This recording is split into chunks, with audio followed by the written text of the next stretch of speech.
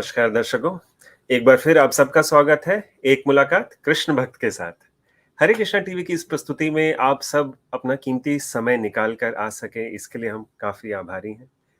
और आज की जो हमारे गेस्ट हैं वो भी काफ़ी स्पेशल हैं, तो उसके पहले कुछ ऐसी परिचर्चा की जाए। उनको आमंत्रित करने से पहले मैं ये बताना चाहूँगा कि कई बार हमारी पुरानी आदतें रही हैं कुछ नॉवेल्स पढ़ने की, बायोग्राफीज़ पढ़ने की, ऑटोबायोग्राफीज़ पढ़ने की। तो कई बार इन सब सिलसिलों में आपने देखा होगा कि जब नॉवेल शुरू होती है या फिर बायोग्राफी या ऑटोबायोग्राफी शुरू होती है, किसी के जीवन की कथा जब शुरू होती है, तो उसमें कई ऐसे पन्ने आते हैं जहाँ शुरुआत में के दौर में ऐसा लगता है कि शायद ये बुक कुछ रोमांचक लग नहीं रही और फिर अचानक से एक क्लाइमैक्स दिखता है। तो आज के और वो जो ऐसा क्लाइमैक्स होता है जो जीवन में पूरा शिफ्ट दिखाता है, एक पैराडाइम शिफ्ट दिखाता है।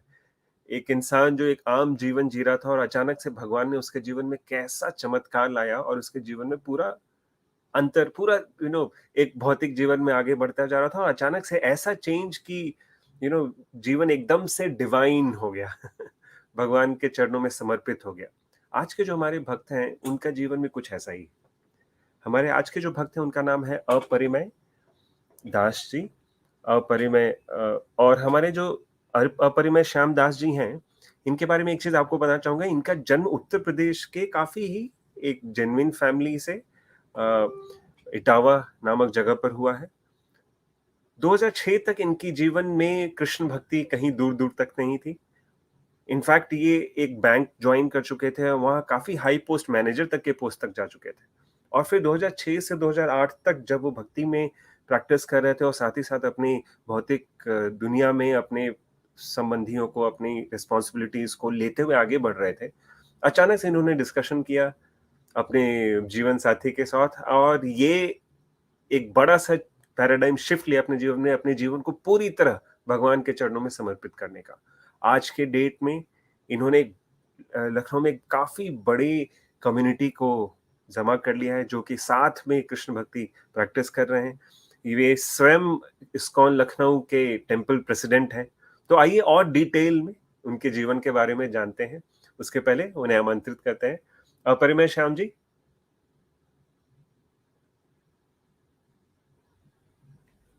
शायद आपको राहुल जी आवाज आ रही है? अब मैं सुन पा रहा हूँ आपको। हाँ, आपका बहुत बहुत आभार मैं व्यक्त करना चाहूंगा क्योंकि आप टेम्पल प्रेसिडेंट है। मैं समझ सकता हूँ कि कितनी रिस्पॉन्सिबिलिटीज होंगी, उसके बावजूद आपने समय निकाला। हम बहुत ही आभारी हैं हरे कृष्णा टीवी की तरफ से। मैं आभारी हूँ आपका और हरे कृष्णा टीवी का और आपके सभी दर्शकों का कि आप सबने मुझे समय दिया अपने बीच आने का। आप सभी को मेरा प्रणाम। और एक और बात मैं बताना चाहूंगा शुरुआत करने से पहले कि हमारे अपरिमेय श्याम जी, इनकी हिंदी काफी काफी ही शुद्ध और एकदम विशुद्ध है। तो कई बार हमारी मेरी हिंदी में आपने देखा होगा कि इंग्लिश हिंदी सब मिक्स रहती है। लेकिन अपरिमेय श्याम जी से आज हम वो भी सीखने वाले हैं। मैं जहां तक हो सके अपरिमेय जी कोशिश करूंगा कि हिंदी ही बोलूं, जी लेकिन आजकल की बोलचाल की भाषा में कई इंग्लिश के ऐसे शब्दावली आ भी जाती है कि मुश्किल हो जाता है। तो हम, अगर आप आज्ञा दें तो हम अपने प्रश्नों का सिलसिला शुरू करते हैं। जी तो पहला प्रश्न ये है परिमय जी, जैसे अक्सर कहा जाता है कि जैसे मूवीज चलती हैं, जैसे हम लोग शायद भक्ति में आने से पहले मूवीज देखते हैं, तो उसमें डायरेक्टर अचानक से एक जीवन को दिखाता है। किसी के दादा परदादा थे और फिर बच्चा हुआ, फिर उनके बच्चे हुए, फिर उनके बच्चे हुए, फिर अचानक से एक किसी पात्र पे जाकर के जूम होता है कैमरा और उसके जीवन पे कुछ ज्यादा ही अटेंशन दिया जाता है। फिर देखा जाता है उसके जीवन की गहराइयों में जाके उसका बचपन कैसा रहा, ये सब चीजें देखी जाती। तो मैं अक्सर, मेरा ये सब मानना है कि हमें जो संस्कार मिले हैं अपने माता पिता की तरफ से, अपने परिवार में जिस कल्चर में हम पले बढ़े हैं, अपनी भारतीयता स्पेशली, तो ये आपके जीवन में कितना मायने रखता था जिसने आपको भक्ति में आगे बढ़ने में मदद की? ये भगवान की बड़ी विशेष कृपा है। श्रीमद् भागवत में शास्त्रों में वर्णन आता है कि वास्तविकता में जो हमारा जन्म है ये पूर्व जन्म के कर्मों पर निर्भर करता है कि ये जो जीवन है आपका, ये किस कुल में दे रहे हैं। उच्च कुल में जन्म हो रहा है या निम्न कुल में जन्म हो रहा है। आप धनवान परिवार में जन्म ले रहे हैं या निर्धन परिवार में जन्म ले रहे हैं। आप सुंदर शरीर के साथ आ रहे हैं या कुरूप शरीर के साथ आ रहे हैं, मंद बुद्धि के साथ आ रहे हैं या सार बुद्धि के साथ आ रहे हैं, ये कर्मों का और भगवान की विशेष कृपा के कारण ही संभव है। और मैं तो व्यक्तिगत देखता हूँ कि केवल भगवान की विशेष अहेतुकी कृपा है कि भगवान ने मुझे बड़े संस्कारी ब्राह्मण परिवार में जन्म दिया और मुझे बचपन से वो संस्कार मिले। मेरे दादा और मेरे माता-पिता केवल जन्म से ही ब्राह्मण नहीं थे, वो कर्म से ब्राह्मण थे। हमारे यहाँ ओनियन गार्लिक कोई नहीं खाता था। हमारे यहाँ सारे लोग भगवान की भक्ति में विशेष रूप से इन्वॉल्व रहते थे और हमारे दादाजी ने विशेष रूप से हमें राम भक्ति और हनुमान जी के प्रति विशेष संस्कार दिए थे। मैं बचपन से हनुमान चालीसा का पाठ करता था। 5 साल की अवस्था से मैं हनुमान चालीसा का पाठ करता था और हनुमान जी विशेष हमारे आदर्श थे। उनके प्रति मेरा विशेष आकर्षण था और मैं उन्हीं की भक्ति में विशेष रूप से करता था, क्योंकि तत्व ज्ञान नहीं था। चीज़ों को ये नहीं समझता था कि परमात्मा कौन है, देवी-देवता क्या है, भगवान क्या है। हाँ, एक संस्कार थे कि भगवान हैं, शिव जी की पूजा करना, हनुमान जी का। घर में हमने देखा था सब वैष्णवों और भगवान की आराधना को होते हुए, तो उसी आधार पर हम भी अपने जीवन को जीने का प्रयास कर रहे थे।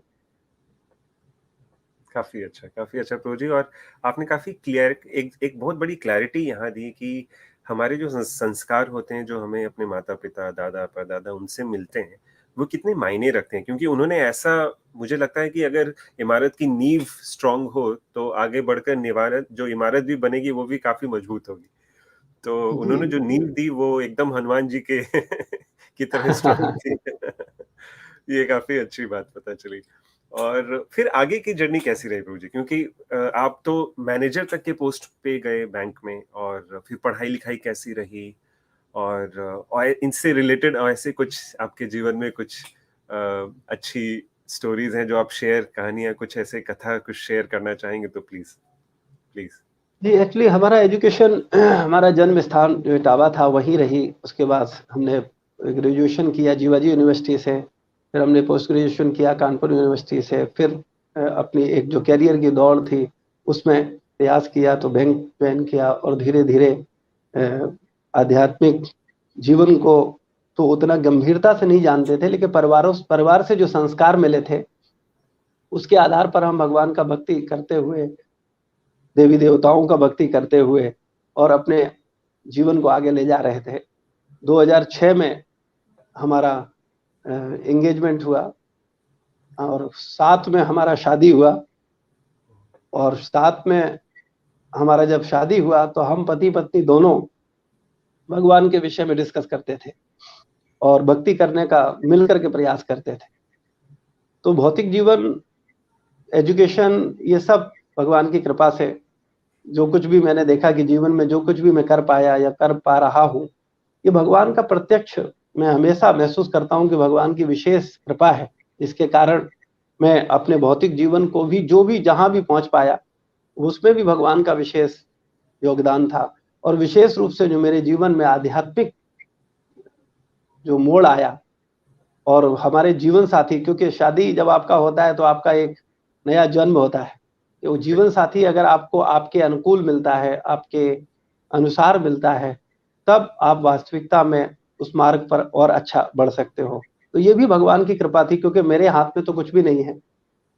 तो मैं तो अपने जीवन में चाहे भौतिक एजुकेशन हो, चाहे मेरे जो परिवार दिया, मुझे माता-पिता दिए या पत्नी दी, इसमें विशेष भगवान का ही रोल है, उन्हीं की विशेष कृपा है और मैं उसी के आधार पर उनके जो परिस्थितियाँ भगवान ने मुझे दी हैं, उसी में अपने को जीवन जीता हुआ भगवान की सेवा करने का प्रयास कर रहा हूँ। बहुत अच्छा प्रभु जी, बहुत अच्छा। आपने एक चीज़ तो बहुत क्लियर कर दी कि किस तरह भगवान एक तरह से बैकबोन है, रीढ़ की हड्डी है, जिसके ऊपर पूरा पूरा परिवार और पूरा संसार खड़ा है। तो उनकी वजह से ही सब कुछ हो रहा है। लेकिन एक और बात आपने क्लियर की कि behind every successful person there is a woman. तो कहीं न कहीं तो कहीं न कहीं आपने वो बात भी बताई कि आपकी धर्मपत्नी माताजी, उन्होंने जो आपके जीवन में योगदान दिया, वो काफ़ी बड़ा था।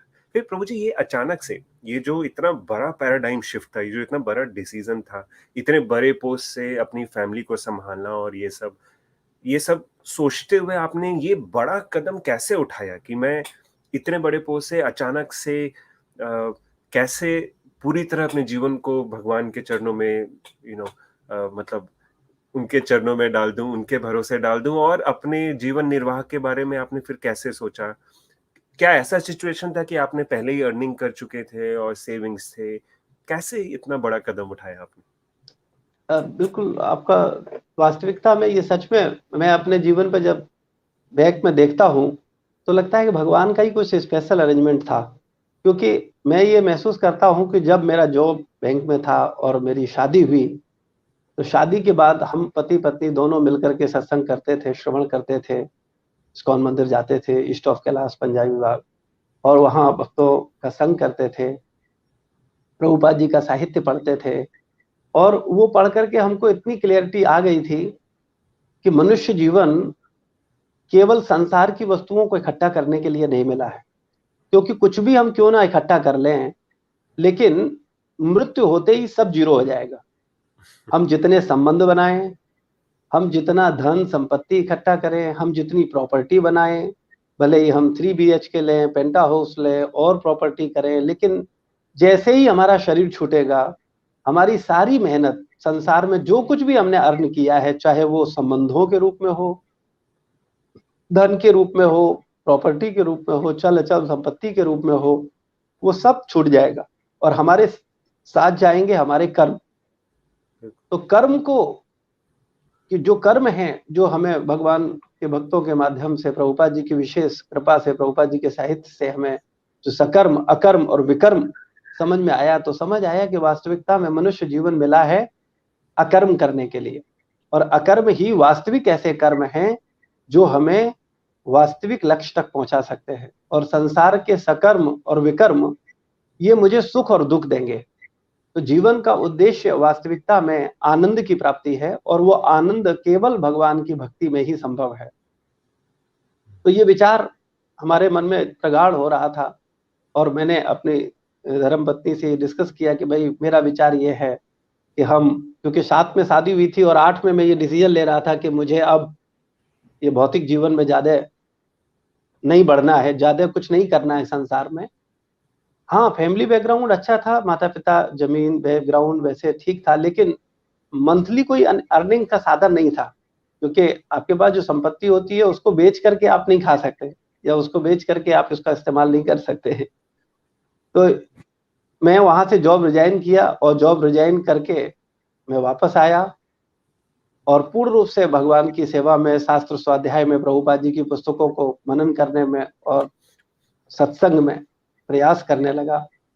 मैं कहूँगा जब मैं छोड़ रहा था तो मैंने अपनी पत्नी से ये डिस्कस किया कि मैं अब विचार कर रहा हूँ कि मुझे आध्यात्मिक जीवन में समय देना है। तुम्हारा क्या विचार है? क्या तुमको लगता है मुझे ऐसा करना चाहिए? क्योंकि तुम्हारे सहयोग के बिना या तुम्हारे साथ के बिना इसको मेरे लिए बहुत अच्छा कर पाना मुश्किल होगा।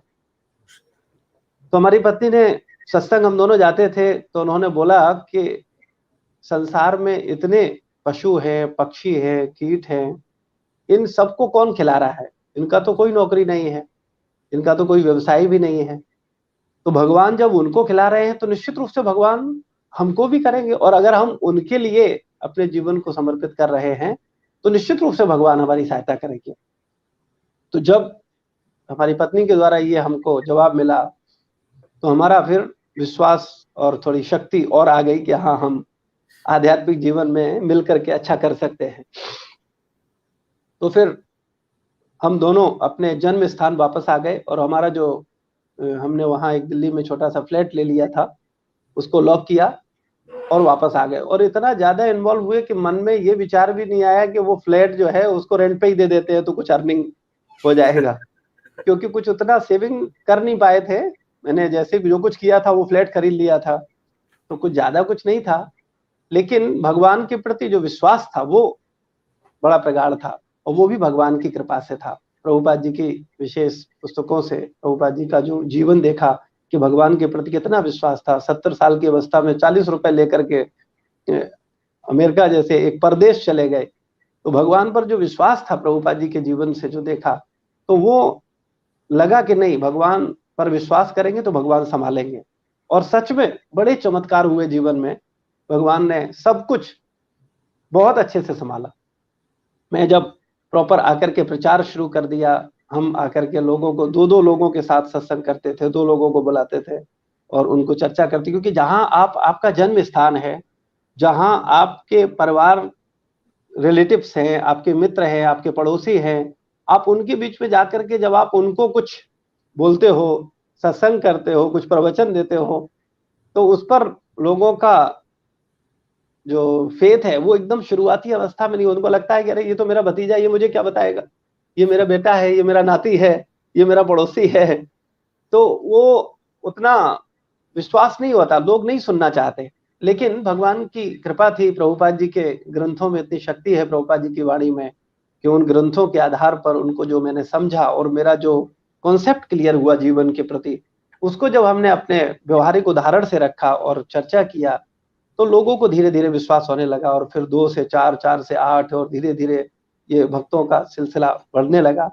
फिर हम लोगों ने रथ यात्रा निकाली पहली बार इटावा में, और रथ यात्रा जो निकाली वो बहुत ही सक्सेसफुल रही। हमने पूरा दिल्ली से, आसपास के जो इस्कॉन थे, कानपुर से, आगरा से, वृंदावन से, सब जगह से भक्तों को बुलाया, सब लोगों को इनवाइट किया और सारे लोग आए और आकर के जब उसमें भाग लिए, तो हम सब शहर के लोगों के साथ 10,000 लोगों के साथ हम लोगों ने यात्रा की।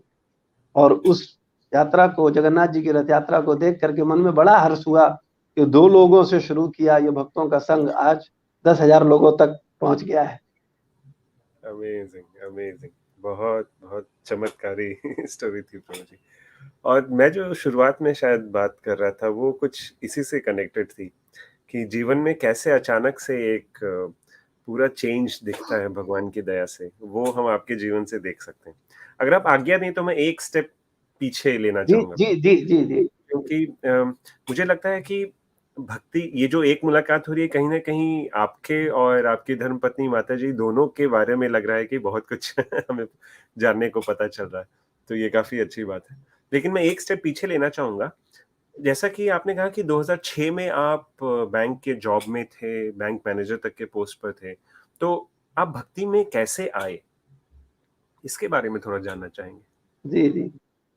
एक्चुअली जैसे मैंने आपको बताया, मैं हनुमान जी की साधना करता था, हनुमान जी का बजरंग बाण, हनुमान चालीसा, इसका पाठ करता था। और हनुमान जी को प्रसन्न करते करते मेरे मन में ऐसे अंतर्भाव उत्पन्न हुए कि मैं हनुमान जी को, अगर मुझे वास्तव में खुश करना है तो हनुमान चालीसा से ऊपर भी कुछ करना होगा और राम नाम का जप करूं। हनुमान जी राम जी को बड़ा पसंद करते हैं, तो ये भाव रख के हमने सोचा कि राम नाम का जप हम करेंगे। और राम नाम का जप जो है वो तुलसी माला पे होता है, और राम नाम की चादर और धोती पहन करके मुझे करना चाहिए। पैंट शर्ट पहन करके जो मैं करता हूँ, ये थोड़ा सा उतना अच्छा नहीं। ऐसे मेरे अंतर मन में, चूंकि तब मैं इस्कॉन को जानता भी नहीं था, भक्तों को जानता भी नहीं था, तो मेरे मन में जो विचार आए कि मैं तुलसी माला पर राम नाम का जप करूं। और इस भाव को रखते हुए मेरे मन में विचार आया कि मैं साउथ एक्स में था, तो वहां से पास में ईस्ट ऑफ कैलाश इस्कॉन था, तो मैं वहां गया राम नाम की चादर खरीदने, धोती खरीदने और तुलसी माला लेने। तो मैं तुलसी माला खरीद रहा था, राम नाम की चादर ले रहा था, धोती ले रहा था, तभी हमें भक्त मिले और उन्होंने कहा कि आप ले रहे हैं। मैंने कहा मैं हनुमान जी को प्रसन्न करने के लिए ये राम नाम का जप करूंगा तुलसी माला पे, इसलिए मैं इसको ले रहा हूँ। तो बोले आप हमारे साथ आइए। और फिर भक्तों का संग मिला, भक्तों का सानिध्य मिला, और उनके साथ फिर मैंने सत्संग जाना शुरू कर दिया।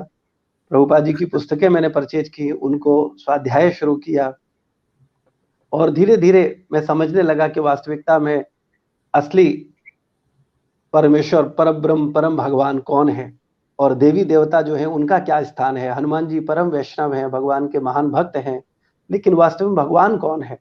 तो ये क्लियरिटी मुझे विशेष रूप से प्रभुपाद जी का साहित्य पढ़ने से और भक्तों का सानिध्य सत्संग करने से आया, और इस तरीके से हमारा फिर कृष्ण भक्ति का शुरुआत हुआ। बहुत प्रभु जी, मैं तो ये कहना चाहूंगा कि ये जो लाइफ आपका हमने देखा भक्ति में किस तरह से एंटर करने का, काफी रोमांचक था, और किस तरह से आपने एक बहुत बड़ी चीजों को क्लियर किया है हमारे दर्शकों के सामने भी, कि ये जितने भी देवी देवता हैं ये सब भगवान के भक्त हैं, और हनुमान जी तो परम भक्त हैं वैष्णवा नाम यथाशंभो।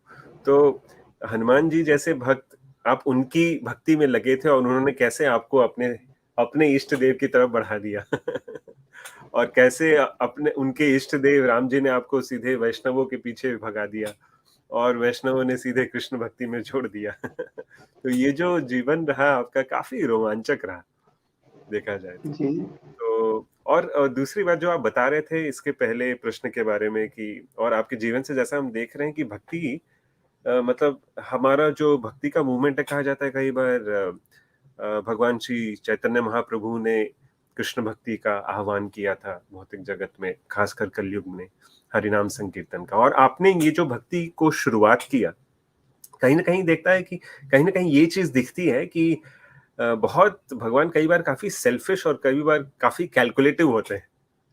अगर आप मैं बताना चाहूंगा क्यों, क्योंकि मुझे कहीं ना कहीं लगता है हर जगह और हर फैमिली, हर परिवार, हर एरिया में भगवान कहीं ना कहीं किसी एक भक्त को चुनते हैं और उसके जीवन से देख करके लगता है कि अगर मैं इसे भक्ति में ले आऊंगा, शायद मुझे ऐसा लगता है भगवान शायद ऐसा सोचते होंगे कि अगर ये बंदा भक्ति में आ गया तो ये अपने पीछे पीछे हजारों को लेकर के आएगा।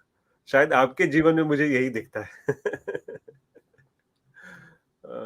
काफी। वास्तविकता वास्तविकता में सच में जो आपने कहा है कि भगवान को किस जीव से क्या सेवा लेनी है ये भगवान जानते हैं, और उसको उस तरह से वो ऐसी परिस्थिति, विशेष रूप से ऐसी भावना देते हैं जिसके कारण वो उस मार्ग पर चल पाता है। बिल्कुल बिल्कुल बिल्कुल प्रभु जी, एकदम शत प्रतिशत सही। दूसरी बात ये पूछना चाह रहा था मैं प्रभु जी कि इस जैसे मतलब समय आगे बढ़ा और आप और माता जी दोनों लोग सेवा में इतने तल्लीन हो गए, खासकर रथ यात्रा हर साल निकालने लगे, दसों हजार भक्त बन गए, तो ये आगे की जर्नी फिर कैसे रही? क्योंकि इटावा और अभी आप लखनऊ में टेम्पल प्रेसिडेंट हैं, तो ये जर्नी कैसे रही? फिर वहां से लखनऊ कब आना हुआ और किन की आज्ञा से आना हुआ, ये मतलब थोड़ा जानना चाहेंगे इस बारे में भी। जी, तो मैंने जैसा बताया आपको, मैं 2008 में इटावा वापस आ गया और आकर के मैंने 2 लोगों के साथ सत्संग शुरू किया, और मैं घर पर, अपने घर पे रहता था, क्योंकि वहाँ ना आप सोच सकते हो, न मंदिर था, ना अर्चा विग्रह थे, न मृदंग बजाने वाले थे, न कीर्तन करने वाला था, कोई नहीं था। केवल प्रभुपाद जी के ग्रंथ थे और मैं था। तो मैं प्रभुपाद जी के ग्रंथों को पढ़ता था और मैं लोगों से चर्चा करता था, उनको घंटों घंटों 6-6 घंटे मैं एक एक व्यक्ति को समझाता था। इस तरीके से कई एक एक व्यक्ति को, मतलब पर डे हमारा केवल एक सूत्री कार्यक्रम था, 5-5 6-6 घंटे स्वाध्याय, प्रभुपाद जी के ग्रंथों को पढ़ना, और भक्त जो आते थे उनको चर्चा करना, उनको बताना कि मनुष्य जीवन वास्तविकता में हमें क्यों मिला है, किस लिए मिला है।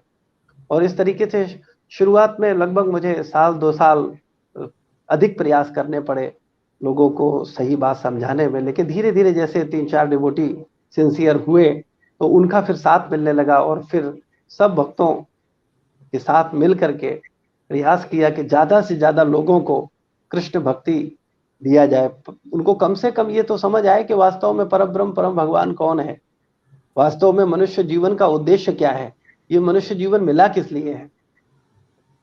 तो ये प्रयास धीरे धीरे शुरू रहा और 2008 से निरंतर हम ये प्रयास करते रहे। फिर रथ यात्राएं की, फिर हम लोग गेस्ट हाउस ले लेते थे, उस वहाँ गेस्ट हाउस में लोगों को एकत्रित करते थे, जन्माष्टमी उत्सव, गौर पूर्णिमा, अन्य राधा अष्टमी, अन्य उत्सवों को सेलिब्रेट करते थे, और वहाँ से लोग आते थे, भाग लेते थे, कथाएं होती थी, कृष्ण कथा की चर्चा होती थी। तो धीरे धीरे ये भक्तों का समूह बढ़ने लगा। फिर वहाँ एक भक्त थे जो कि राजेंद्र चौधरी जी, वो सत्संग में आते थे और वो एक दुर्गा मंदिर बनाना चाहते थे। तो बोले कि मैं एक दुर्गा मंदिर बनाना चाहता हूँ। तो मैंने कहा प्रभु जी, आप तो सत्संग करते हो, आप तो समझ रहे होगे वास्तव में परब्रह्म परम भगवान श्री कृष्ण हैं, तो और दुर्गा देवी जो है वो भगवान की भक्त है, उनकी सेविका है, एकले ईश्वर कृष्ण और सब भृत्य। तो हम क्यों ना आप एक कृष्ण का ऐसा मंदिर बनाओ जहां सेवा पूजा निरंतर चलती रहे। आपने दुर्गा मंदिर बनाया, आपने पूजा किया, उसमें सेवा पूजा कैसे होगा, किस तरीके से, कब तक आप हो तब तक होगा, उसके बाद क्या होगा, और बनाना ही है तो परम भगवान का मंदिर बनाओ। तो बोले क्या करना चाहिए? तो मैंने कहा क्यों नहीं आप एक इस्कॉन का सुंदर मंदिर बनाते हैं। तो बोले उसके लिए क्या करना होगा? तो मैंने कहा उसके लिए थोड़ा सा अधिक जमीन देना होगा आपको, 4 बीघे, कम से कम 5 बीघे लैंड देंगे आप तो निश्चित रूप से यहाँ एक सुंदर मंदिर का प्रयास हम सब मिलकर के कर सकते हैं। तो उन्होंने फिर हमको 4 बीघे जमीन का प्रॉमिस किया कि हम 4 बीघे जमीन इस्कॉन मंदिर के लिए देंगे, और ये बिल्कुल आगरा और कानपुर जो हाईवे है उस पर ही है। तो 6.5 करोड़ का करीब जमीन था, जो कि उन्होंने कृष्ण भक्ति के लिए और विशेष रूप से सत्संग और प्रभुपाद जी के साहित्य को पढ़ करके, समझ करके, यहाँ एक ऐसा मंदिर बने जहाँ निरंतर सेवा पूजा हो, और केवल मंदिर ही ना हो, वहाँ वैदिक एजुकेशन भी दी जाए। तो इस भाव से वहाँ एक मंदिर की शुरुआत हुई, और उन्होंने वो जमीन बोल दिया। लेकिन जमीन तो बोल दिया, लेकिन अभी जमीन का रजिस्ट्री करने के लिए भी पैसा नहीं था, क्योंकि आप जानते हैं कि वो भी वहीं से होता है, संस्था के माध्यम से तो नहीं हो पाता। तो फिर घर घर जाकर के प्रयास किया, और 7 दिन में भगवान की विशेष कृपा में देखता हूं कि 7 दिन के अंदर 28 लाख रुपए कलेक्ट किया और उस जमीन का रजिस्ट्री किया।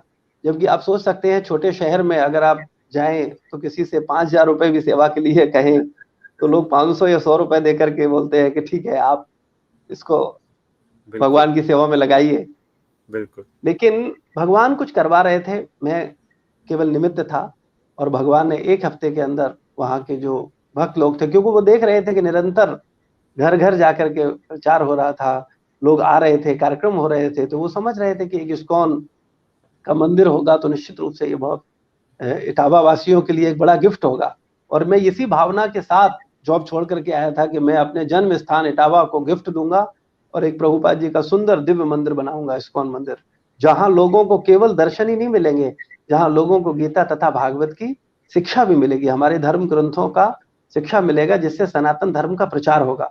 तो इस भावना के साथ 2 भक्तों से शुरू किया, जो संघ था वो धीरे धीरे बढ़ने लगा और हजारों भक्त साथ हुए। उसके बाद जमीन का रजिस्ट्री हुआ। ये जब इंफॉर्मेशन हमारे जीवीसी और हमारे गुरुदेव अन्य आचार्यों को मिला, तो उन्होंने कहा कि नहीं, लखनऊ जाकर के आप सेवा करो, वहाँ की जिम्मेदारी लो। तो फिर वहाँ जब हमको जिम्मेदारी दिया गया लखनऊ का कि आप लखनऊ में आइए, यहाँ संभालिए, तो मेरे लिए थोड़ा चैलेंजिंग था, क्योंकि वहाँ मैं परिवार के साथ था, परिवार को भी अपनी सेवा कर लेता था, क्योंकि मैं माता पिता के अकेला हूँ, मेरा कोई और भाई नहीं है, एक बहन है, उसकी शादी हो गई है, तो मेरे ऊपर पारिवारिक जिम्मेदारियां भी थी। माता पिताजी भी टोटली हमारे ऊपर डिपेंड है, एजेड हैं। तो लेकिन गुरु और भक्तों का आदेश, प्रभुपाद जी के मिशन को और आगे बढ़ाने के लिए फिर मैंने संकल्प लिया कि नहीं, अगर आचार्यों का इच्छा है, गुरुदेव का इच्छा है, तो मुझे जाना चाहिए। और फिर मैं 2015 में लखनऊ आ गया, और मुझे यहाँ जो उत्तरदायित्व दिया गया वरिष्ठ भक्तों के द्वारा, हमारे जीवीसी अधिकारियों के द्वारा, तो फिर उसको फिर हमने यहाँ स्वीकार किया, और 2015 से मैं फिर लखनऊ मंदिर की सेवा में आज 2027 तक भगवान की सेवा में और आप सबकी सेवा में हूँ। आपके जीवन में किस तरह से भगवान ने इतना बड़ा चमत्कार किया, वो दिखता है हमें। बिल्कुल। और लेकिन एक प्रश्न मुझे लगता है प्रभु जी कि जीवन में इतना बड़ा डिसीजन लेना और सब कुछ छोड़ करके भगवान की तरफ पूर्णतः समर्पित होना, आपके साथ रिस्पॉन्सिबिलिटी थी, एक बहन की शादी भी करनी थी, माता पिता, उनका क्या सोचना था, परिवार वालों का क्या सोचना था? आप बड़ा वास्तविकता में बड़ी विपरीत स्थिति क्रिएट, भगवान परीक्षा लेते हैं। तो मैंने जब जॉब रिजाइन किया, तो आप सोचेंगे, मैं 2008 में जब दिल्ली में था 8 तक, तब तक मैं लगभग 50 से 60 हजार रुपए अर्न कर लेता था मंथली, और हम चीजों को मैनेज करते थे।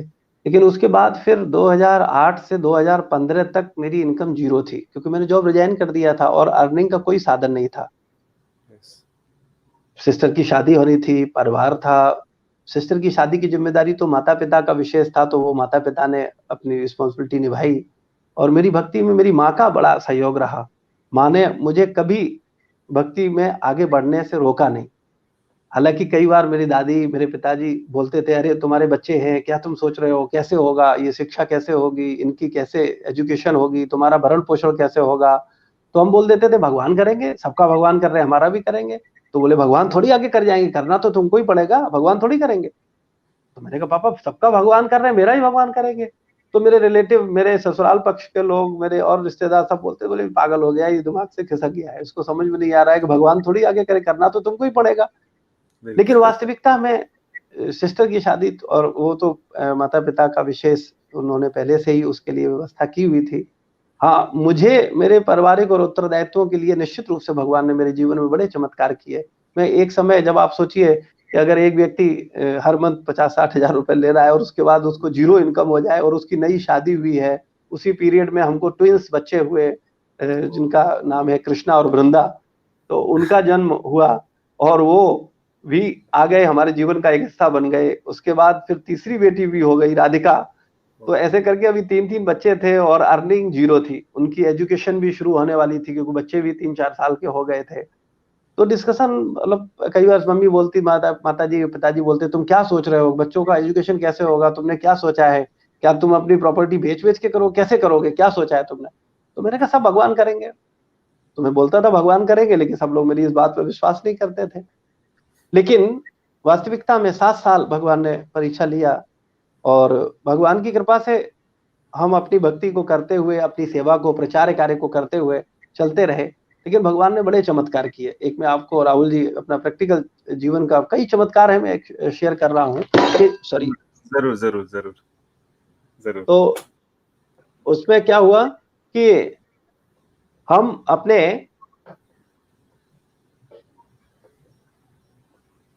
अपने परिवार में ये बोलते थे कि भाई भगवान करने वाले भगवान करेंगे, लेकिन स्थितियां ऐसी बन रही थी कि छोटी-छोटी चीजों को मैनेज करना मुश्किल हो रहा था। तो भगवान ने ऐसा व्यवस्था किया कि हमारा जो जमीन था उससे उन्होंने आगरा लखनऊ एक्सप्रेसवे निकाल दिया। और वो हमारे पहले प्रकाशन होता है उसमें हमारे खेत का नंबर नहीं था। तो मेरे मन में एक आस बंधी कि हाईवे निकल रहा है, शायद हमारे खेत से निकले तो कुछ कंपनसेशन मिलेगा।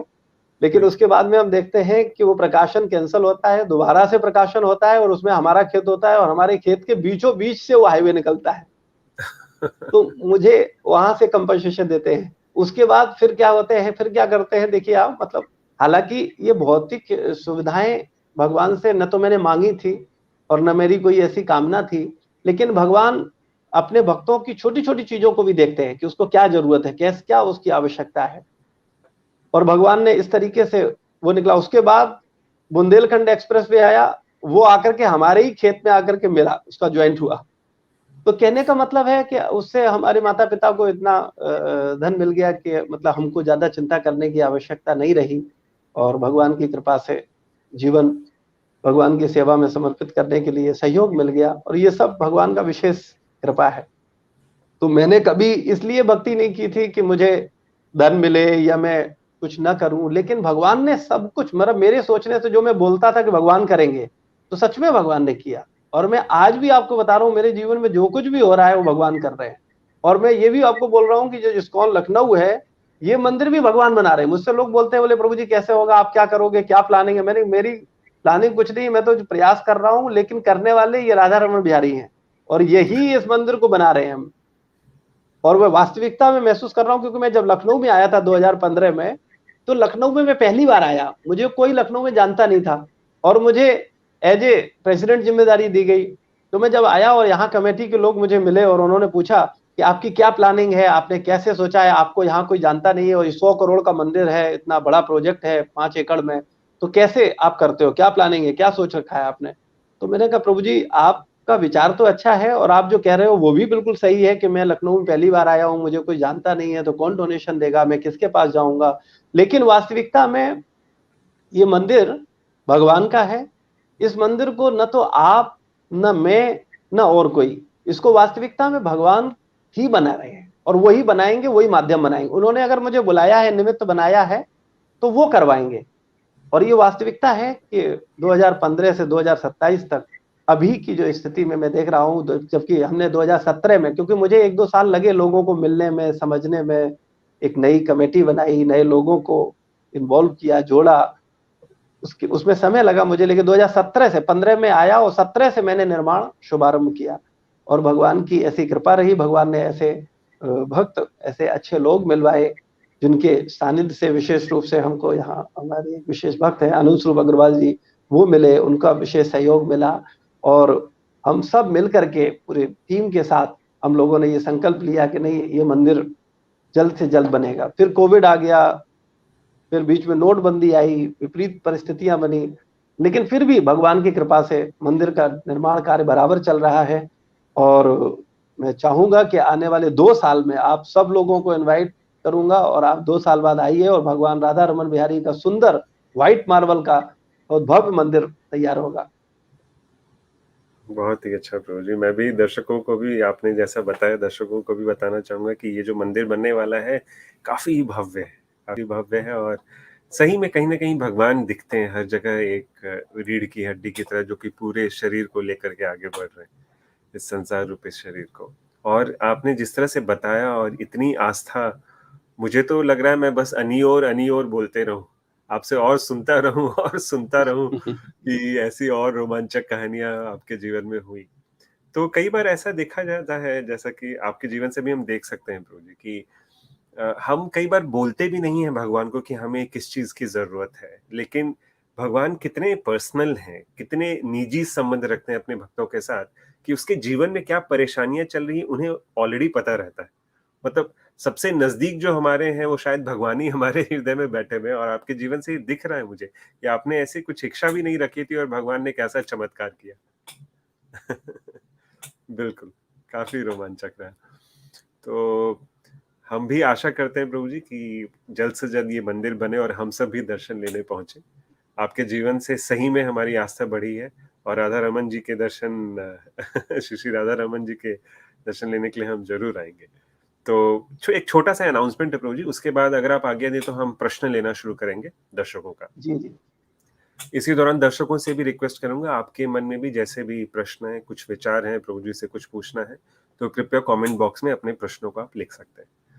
तो एक अनाउंसमेंट है, गंगा दशहरा विशेष अर्चना करने का एक मौका मिल रहा है हमारे दर्शकों को। आप सभी के लिए बनारस के घाट पर गंगा पूजा की जा सकती है। गंगा दशहरा का पर्व हर वर्ष ज्येष्ठ महीने में शुक्ल पक्ष के 10वें दिन मनाया जाता है।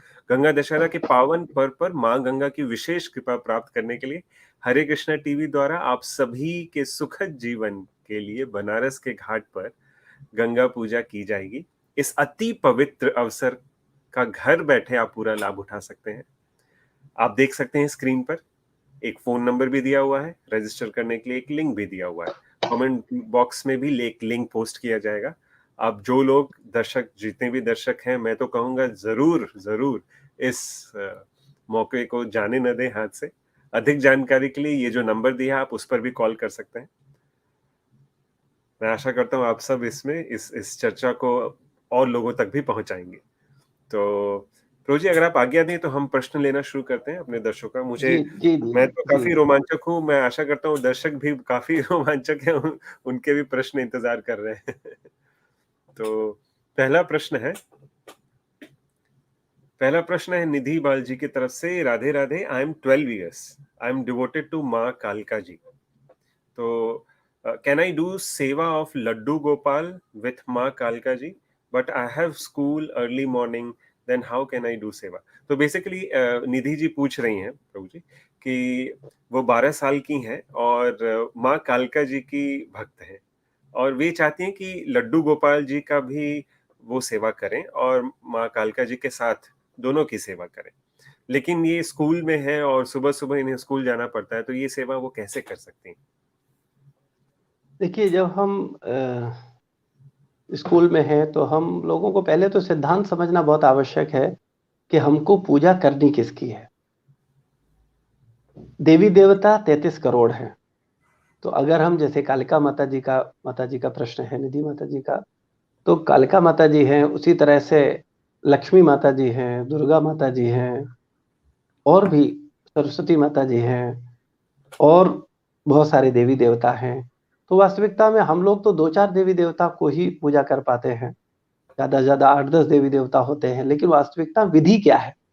तो शास्त्र में वर्णन आता है कि वास्तव में अगर हमको भगवान की पूजा करते हैं तो सभी देवी देवताओं की पूजा एक साथ हो जाती है, अलग से करने की कोई विधान नहीं है।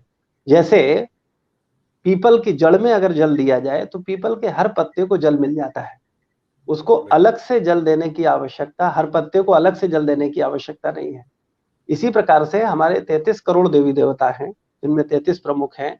तो हमें वास्तविकता में 33 या 33 करोड़ देवी देवताओं की अलग से कोई पूजा करने की आवश्यकता, क्योंकि अलग करेंगे तो टाइम नहीं है उतना कि हम कर पाए। नाम प्रैक्टिकल भी नहीं है कि आप 33 करोड़ देवी देवताओं का नाम भी ले पाए। ये मनुष्य जीवन निकल जाएगा लेकिन हम नाम भी शायद नहीं ले पाएंगे। तो कहने का मतलब है कि हम इसको समझें कि हमें ये पूजा करनी कैसे है। वास्तविकता में परमेश्वर आराधना, ईश आराधना, ये मनुष्य जीवन का मूल धर्म है। लेकिन इसको अगर हम गाइडेंस में करेंगे, किसी भक्त के सानिध्य में करेंगे, प्रमाणित गुरु परंपरा के सानिध्य में करेंगे, तो निश्चित रूप से हम समझ पाएंगे। तो लड्डू गोपाल या भगवान कृष्ण की उपासना वास्तव में परब्रह्म परमात्मा की उपासना है। शास्त्र बताते हैं कि वास्तव में परब्रह्म परमात्मा भगवान श्री कृष्ण है। देवी देवता 33 करोड़ है, तो अगर आप कृष्ण की पूजा करते हो तो सभी देवी देवताओं की पूजा हो जाएगी, केवल कालिका जी की ही नहीं, उनके साथ साथ शंकर जी की, गणेश जी की, कार्तिकेय जी की, अन्य देवी देवताओं की, यहाँ तक कि सब संतुष्ट हो जाएंगे अगर भगवान संतुष्ट हो गए। अगर भगवान को हमने संतुष्ट कर लिया तो सभी देवी देवता संतुष्ट हो जाएंगे। उनको अलग से संतुष्ट करने की विधि जो है उसको गीता में बोला गया अविधि पूर्वकम। गीता के 9वें अध्याय के 23 श्लोक में भगवान बोलते हैं कि जो देवी देवताओं की पूजा करता है वो मेरी ही पूजा करता है, लेकिन त्रुटिपूर्ण ढंग से करता है। तो सही विधि यह है कि हम डायरेक्ट कृष्ण की उपासना करें। राम, कृष्ण, विष्णु, विष्णु तत्व है, एक ही है। तो हम अगर कृष्ण की उपासना करेंगे तो हमारा टाइम भी बचेगा और हम एक निष्ठता से भगवान की शरण ले पाएंगे और दुर्गा जी, कालका जी को भी प्रसन्न कर पाएंगे। कालका जी बहुत प्रसन्न होंगी जब हम परम भगवान की आराधना करेंगे। बिल्कुल, बिल्कुल। और निधि जी, पहले तो मैं ये बोलना चाहूंगा कि आप सिर्फ 12 वर्ष की हैं और इस उम्र में ये श्रद्धा काफी ही प्रशंसनीय है।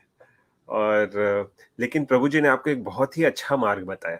वो मार्ग ऐसा है कि आप सिर्फ पेड़ के जड़ में जल डालिए और पूरा पेड़ लहलहा के खिल उठेगा। कोई भी एक पत्ता, कोई भी कोना छूटेगा नहीं। तो अगर आप परम ब्रह्म भगवान श्री कृष्ण लड्डू गोपाल जी की पूजा करती हैं डायरेक्ट, तो आपको फिर किन्हीं और को अलग से पूजा करने की जरूरत नहीं। और जहां तक इस समय निकालने का प्रश्न था प्रभु जी, उस बारे में कुछ बताना चाहेंगे?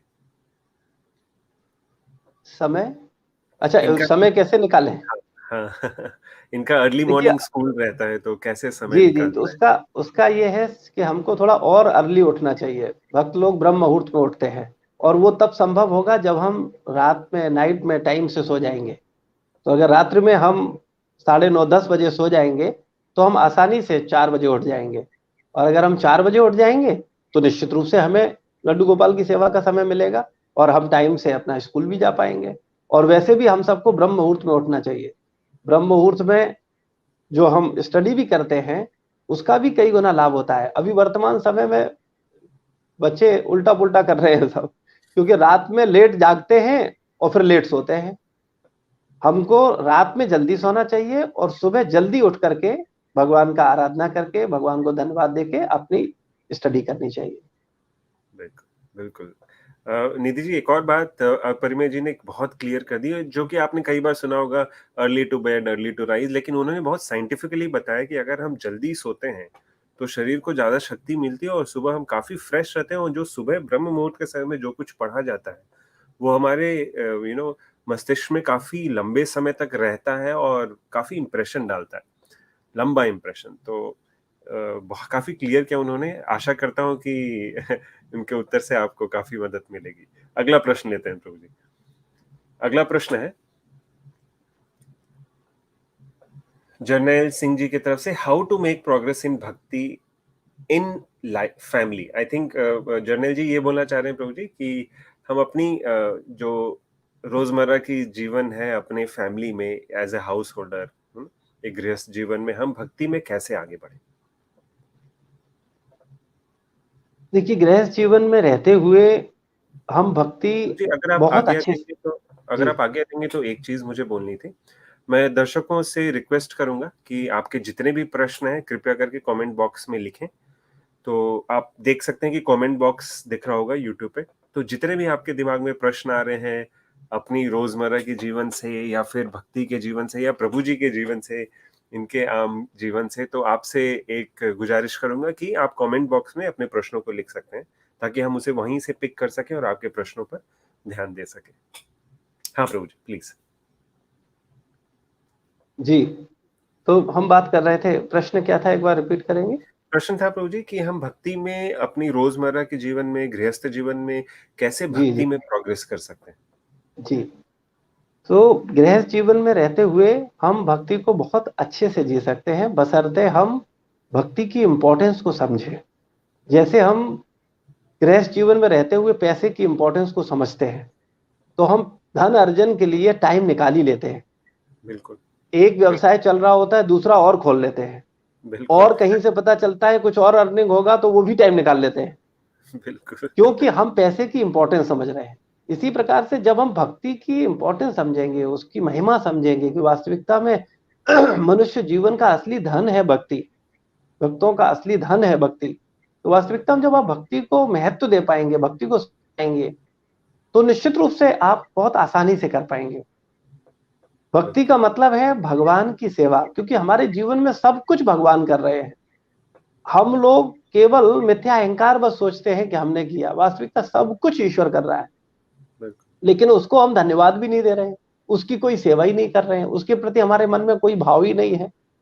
भगवान ऑक्सीजन दे रहे हैं, भगवान जल दे रहे हैं, भगवान स्थल दिया है रहने के लिए, भगवान हमको फल दे रहे हैं, सब्जियां दे रहे हैं। गर्मी के मौसम में आपको ऐसे फल मिलते हैं जिनसे आपको उससे लाभ मिले, और सर्दी के मौसम में आपको वैसे फल मिल। भगवान की अगर व्यवस्था देखोगे आप, कितना भगवान हमारे विषय में सोचते हैं, कितना हमारा ध्यान रखते हैं। आप गर्मी में आप देखेंगे, गर्मी में जब आप अगर पानी निकालेंगे कुएं से या हैंडपंप से या मोटर से, आप देखेंगे ठंडा पानी निकलेगा, और अगर आप सर्दियों में निकालेंगे तो आपको गर्म पानी मिलेगा। तो हम देख सकते हैं भगवान हमारी छोटी छोटी जरूरतों को कितना, उन्होंने कितना सिस्टमेटिक प्लान किया है, और हम उनको धन्यवाद भी नहीं दे रहे हैं।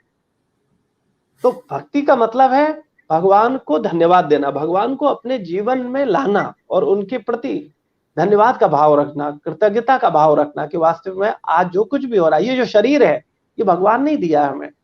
माता पिता माध्यम बने हैं, लेकिन वास्तविकता में ये अग्नि जल वायु आकाश पृथ्वी ये तत्व जो है ये भगवान के द्वारा प्रदत्त है। तो सब कुछ ईश्वर ने दिया है, उसकी सेवा करना हमारा मूल धर्म है। तो गृहस्थ आश्रम हो या ब्रह्मचारी आश्रम हो या वानप्रस्थ हो या सन्यास हो, सारे के सारे आश्रम है ही इसलिए कि हम भगवान का आश्रय लें, भगवान की भक्ति करें, उनको धन्यवाद दें, उनकी सेवा करें। तो गृहस्थ आश्रम में ये बहुत आसानी से हो सकता है, बशर्ते आप भक्ति की इंपॉर्टेंस को अगर समझ पाएंगे, उसको वैल्यू दे पाएंगे, तो निश्चित रूप से आप भक्ति कर पाएंगे। और प्रभु जी, इनके प्रश्न को अगर मैं थोड़ा एक स्टेप आगे ले जाना चाहूँ, शायद इनका प्रश्न ये भी था कि भक्ति कई बार हम खुद कर सकते हैं, लेकिन अपने फैमिली मेंबर्स को, फैमिली को साथ में लेकर के भक्ति में आगे बढ़ना, ये कैसे करें?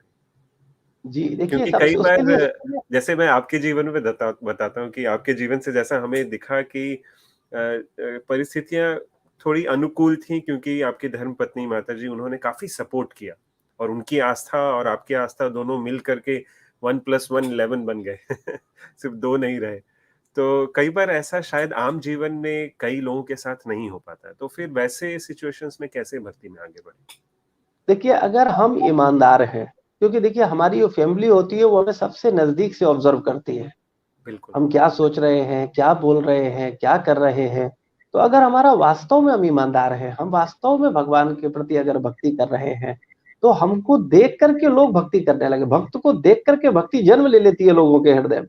अगर आप वास्तविकता में ब्रह्म मुहूर्त में उठ रहे हैं, आप भगवान का नाम जप कर रहे हैं, भगवान की सेवा कर रहे हैं, और अपने पारिवारिक उत्तरदायित्वों को भी ईमानदारी से निभा रहे हैं, आप अपने बच्चों के प्रति अपनी रिस्पॉन्सिबिलिटी निभा रहे हैं, आप अपनी पत्नी के प्रति रिस्पॉन्सिबिलिटी निभा रहे हैं, माता पिता के प्रति अपनी रिस्पॉन्सिबिलिटी निभा रहे हैं, और उसके साथ साथ आप अपनी भक्ति को भी कर रहे हैं। भक्ति जीवन का मतलब आलसी जीवन नहीं है, भक्ति जीवन का मतलब है एक तपस्या में जीवन, यानी थोड़ा आपको अधिक एफर्ट्स करने पड़ेंगे। तो अगर आप वास्तविकता में ईमानदारी से भक्ति कर रहे हैं, तो उसका प्रभाव आपके पूरे परिवार पर पड़ेगा। आपको परिवार को भक्ति के लिए कहने की आवश्यकता नहीं है, वो आपको देख करके भक्त बन जाएंगे। आपके बच्चे आपको देख करके भक्त बन, आपकी पत्नी आपको देख करके भक्त बन सकती है।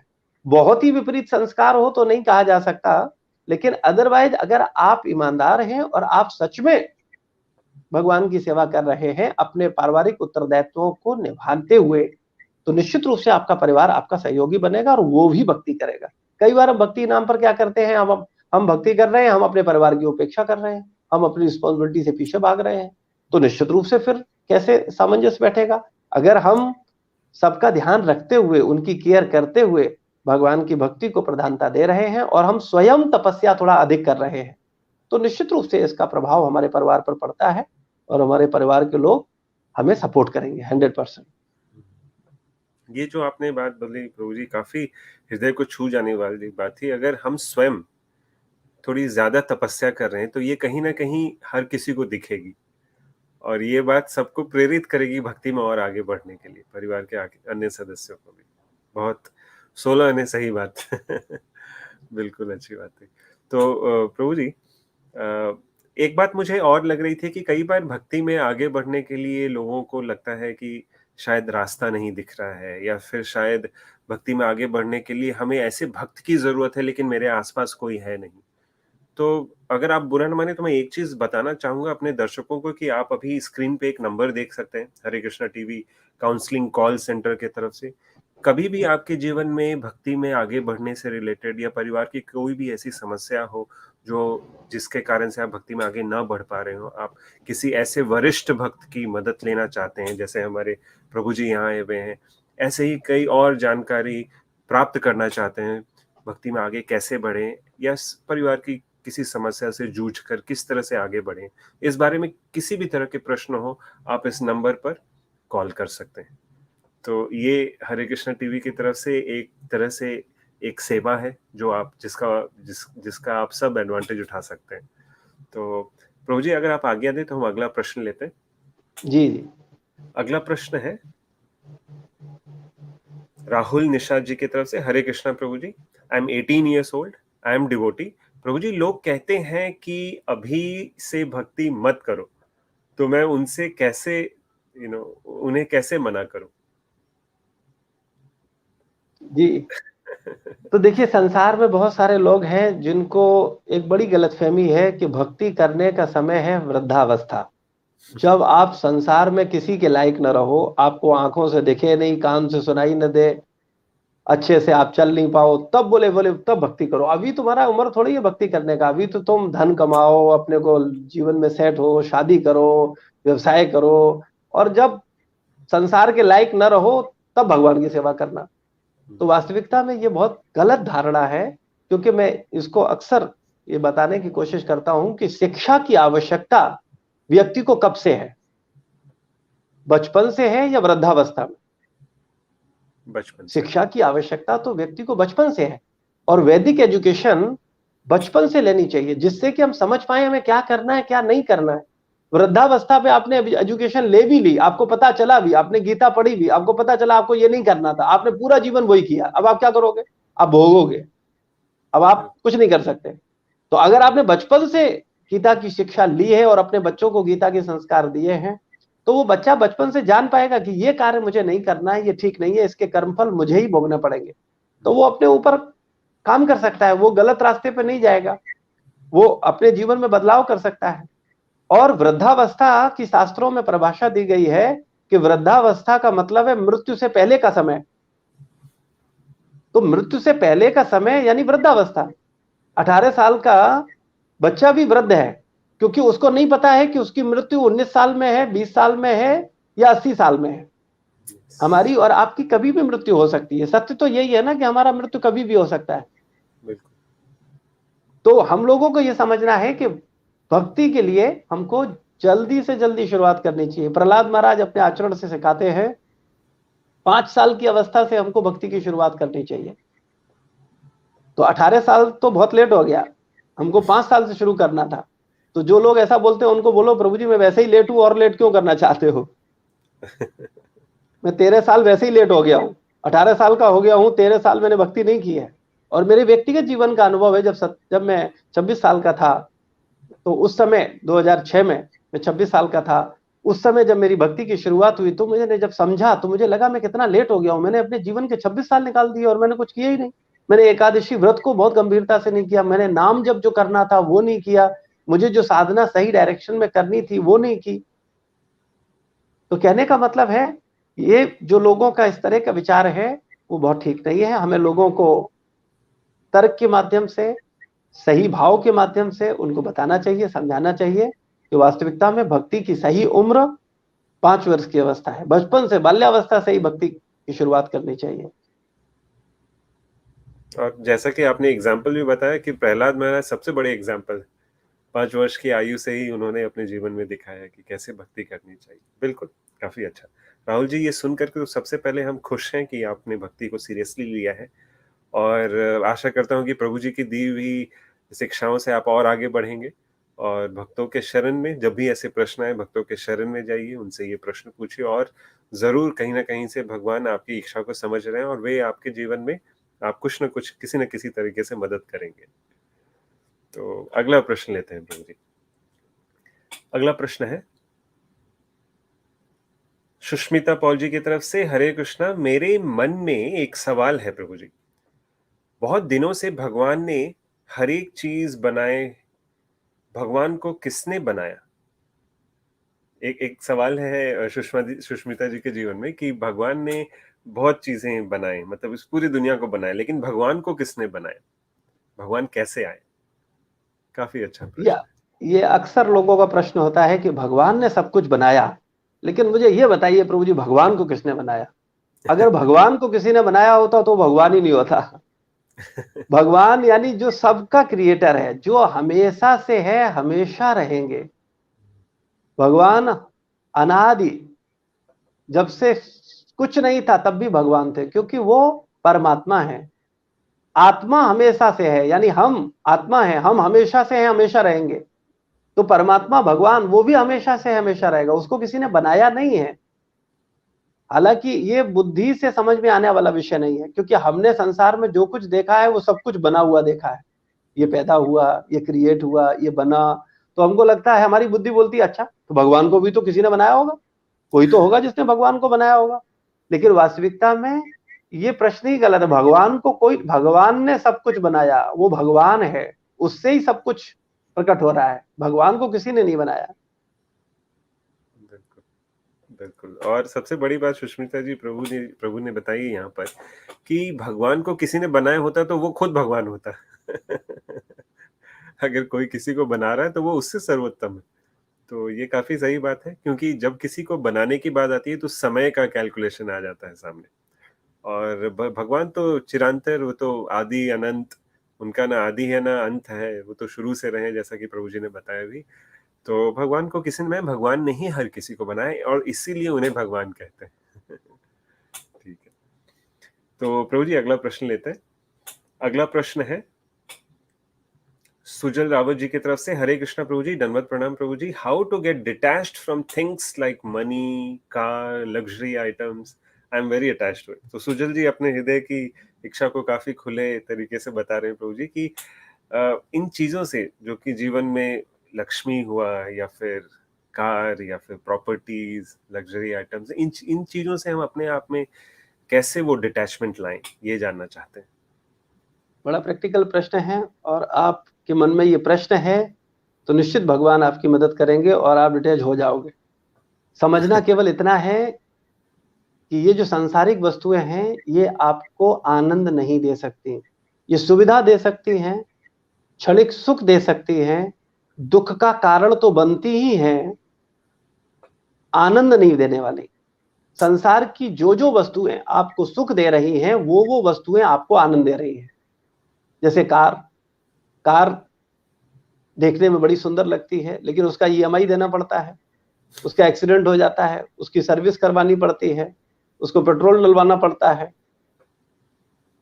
संसार में मनी को, धन को तो कमाने में कष्ट, धन आ गया तो रखाने में कष्ट, और खर्च किया तो खर्च करने में कष्ट। तो जिसमें कष्ट ही कष्ट है, कमाने में, आप धन कमाते हो, धन कमाने में आराम से आता है धन, कितना कष्ट होता है विचार करो। और आ गया फिर सोचते हैं कहाँ इन्वेस्ट करें, इसको कैसे दुगना तिगना करें, तो रखाने में कष्ट उसको। और अगर खर्च करने जाते हो परिवार के साथ, मित्रों, अरे इतना खर्च हो गया। तो विचार करो, जिस धन से कमाने में, रखाने में, खर्च करने में, तीनों में कष्ट ही कष्ट है, ऐसे धन से अटैचमेंट से क्या मिलेगा? संसार में जो लग्जरी है वो केवल शरीर को सुख देने के लिए है, और शरीर को सुख जो मिलता है वो बड़ा क्षणिक है। और वही लग्जरी जब छूटती है तो वही दुख का कारण बन जाता है।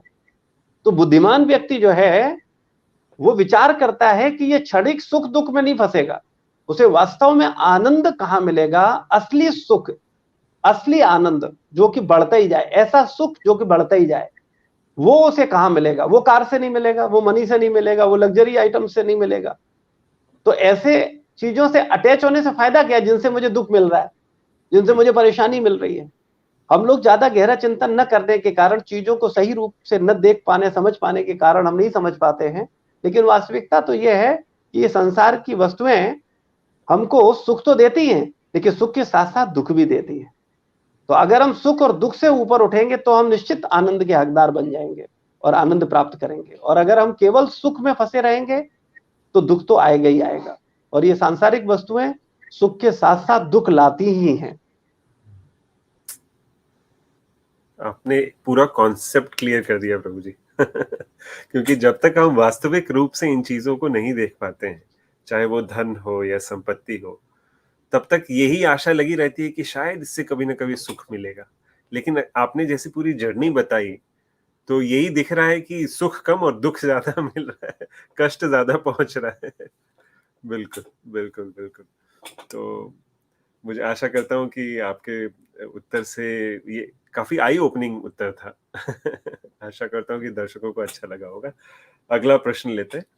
अगला प्रश्न है संजय राय जी की तरफ से। हरे कृष्णा, हम ये जानते हैं कि हम शरीर नहीं है, आत्मा है, पर अगर कोई शरीर की प्रॉब्लम होती है तो हम ये भूल जाते हैं।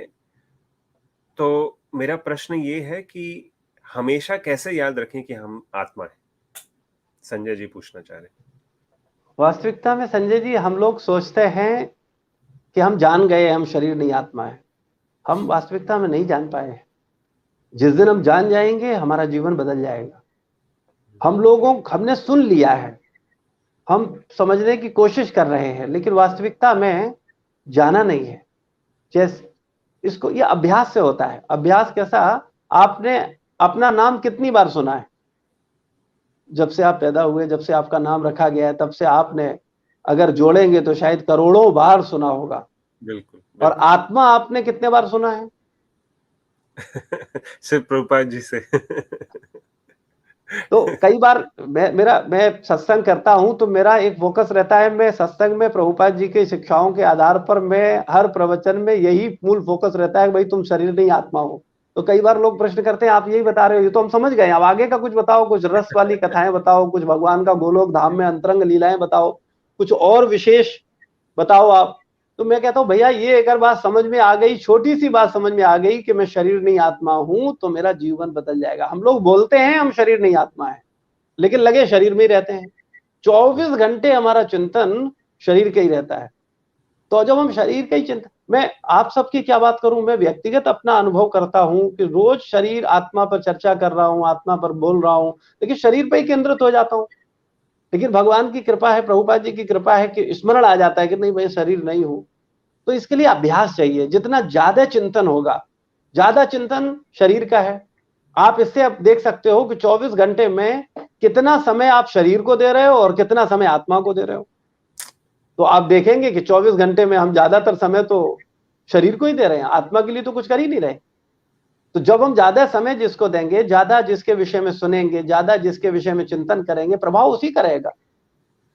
जब हम बार बार इस विषय को सुने, समझें, मनन करें कि मैं शरीर नहीं, मैं आत्मा हूं, मैं हमेशा से हूं, हमेशा रहूंगा, ये शरीर मेरा नहीं है, ये शरीर मुझे कुछ दिन पहले मिला है, कुछ दिन बाद छूट जाएगा। ये जाति मेरी नहीं है, ये जाति कुछ दिन पहले मिली है, कुछ दिन बाद छूट जाएगी। ये पत्नी मेरी नहीं है, ये शरीर की पत्नी है। ये बच्चा शरीर का है, मेरा बच्चा नहीं है, ये शरीर का बच्चा है।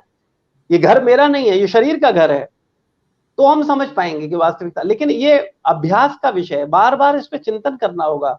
केवल एक बार बोलने से नहीं होगा। जब जितना हम स्वाभाविक, और ये स्वाभाविक चिंतन हो जाएगा जब हम भगवत नाम जप करेंगे ध्यान पूर्वक, अपराध रहित होकर। अगर 16 माला का नाम जप कम से कम हम अपराध रहित होकर के करेंगे तो भगवान की कृपा से हमारा चेतो दर्पण मार्जन होगा। और जैसे ही हमारे चित्त का मार्जन होगा, हमें दिखने लग जाएगा कि मैं शरीर नहीं आत्मा हूं, एहसास होने लगेगा, फील होने लगेगा। और जब आप अंदर से फील कर रहे होगे तो स्वाभाविक रूप से आप उसको समझ पाओगे। बिल्कुल, बिल्कुल प्रभु जी। आपने एकदम स्टेप भी बता दिया किस तरह से हम अपनी आत्मा को समझ रियलाइज़ कर सकेंगे और किस तरह से इसका अभ्यास करना है और किस तरह से नाम जप हमें उस प्लेटफ़ॉर्म तक ले जा सकता है, कि हम अपने आप को आत्मा समझना शुरू कर देंगे। बिल्कुल।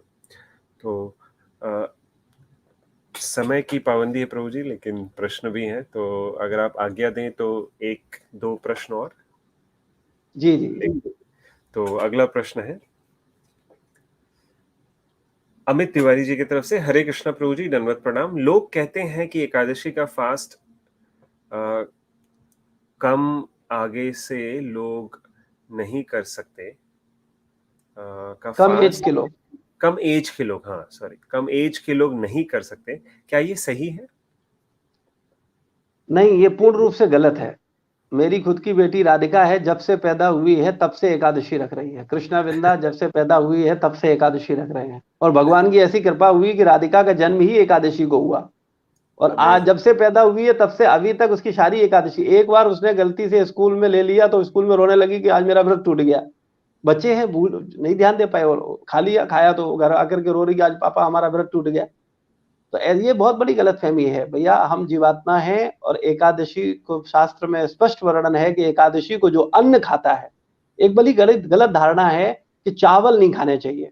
हम चावल नहीं खाते, एकादशी को अन्न खा सकते हैं। नहीं, शास्त्र में वर्णन है अन्न का निषेध है, अन्न में पाप पुरुष का वास है। तो हमको ये प्रण लेना चाहिए कि हम एकादशी को न तो अन्न खाएंगे और ना अन्न खिलाएंगे। मैं अन्न खाता भी नहीं हूं, और मेरे घर में अगर कोई आएगा तो मैं उसको अन्न खिलाता भी नहीं हूं, क्योंकि न तो मैं पाप खाऊंगा और ना पाप खिलाऊंगा। तो एकादशी का व्रत प्रत्येक व्यक्ति को करना चाहिए, और सदैव करना चाहिए। कई व्रतों का उद्यापन है, लेकिन एकादशी व्रत उद्यापन का मतलब है हम उसको छोड़ देंगे। लेकिन एकादशी का उद्यापन करने के बाद भी एकादशी करना चाहिए, यानी एकादशी को कभी त्यागना नहीं चाहिए। बिल्कुल, बिल्कुल। और आपने काफ़ी क्लियर भी कर दिया प्रभु जी कि ये उम्र की पाबंदी नहीं है, जैसे कि आपने अपने निजी एग्ज़ाम्पल से बताया कि आपके बच्चे जन्म से ही करते आए एकादशी। कितनी बड़ी बात है। बहुत अच्छा। आशा करता हूँ कि आपके हमारे दर्शकगण समझ पाएँगे इस बात को। अगला प्रश्न लेते हैं। अगला प्रश्न है शिवानी पांड्या जी की तरफ से। हरे कृष्णा प्रभु जी, जप करते समय मन में बहुत सारे भौतिक विचार आते हैं, कृपया मार्गदर्शन करें। देखिए, स्वाभाविक है, क्योंकि जब शुरू हुआ है अभी 2 साल 3 साल 4 साल से, है ना? और भौतिक विचार अनंत जन्मों से हैं। पशु थे, पक्षी थे, कीट थे, हमेशा अपने शरीर का सुख और अपने शरीर से जुड़े हुए शरीरों के सुख के विषय में हमने सोचा है, और ये स्वाभाविक विचार बन गया है हमारा। तो जब हम जप करते हैं तब भी हमें भौतिक चीजें याद रहती हैं, हमें भौतिक सेवाएं याद आती हैं, भौतिक काम याद आते हैं, क्योंकि भौतिक जीवन ही हमारी प्रधानता में है।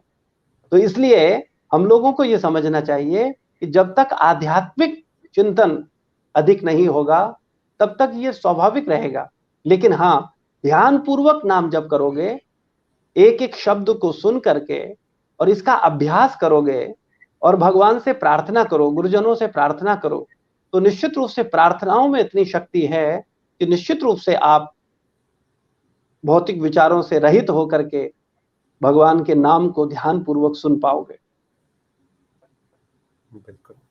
और कहीं न कहीं शिवानी जी, प्रभु जी ने बताया बहुत अच्छी तरीके से कि जप में श्रवण कितना मायने रखता है।